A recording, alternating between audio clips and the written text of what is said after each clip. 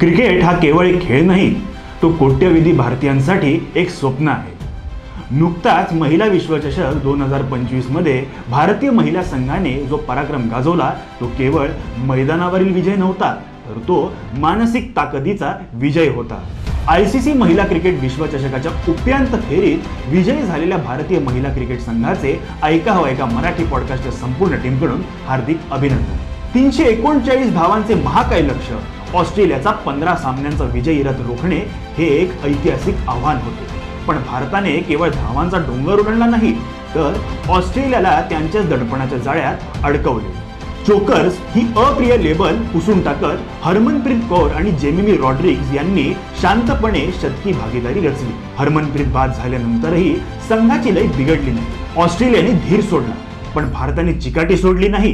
दीप्ती, रिचा आणि अमनजोत यांनी 41 चेंडूंमध्ये 65 धावा चोपून काढल्या।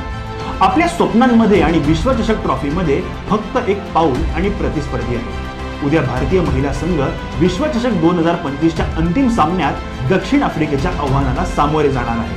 फलंदाजीतील मोठी भागीदारी असो व गोलंदाजीतील निर्णायक ब्रेकथ्रू, हा सामना दडपणाची लढाई असणार आहे। मी जिंकू शकेन हा आत्मविश्वास आणि देशासाठी खेळतो ही भावना टीम इंडियाला अभेद्य ठेवेल। कोट्यवधी भारतीयांची सदिच्छा तुमच्या सोबत आहे। या फायनल मध्ये इतिहास घडवा। ऐका मराठी पॉडकास्टच्या पुढील अपडेट जाणून घेण्यासाठी आमच्या चॅनलला सबस्क्राइब करा आणि बेल आयकॉन प्रेस करायला विसरू नका। धन्यवाद।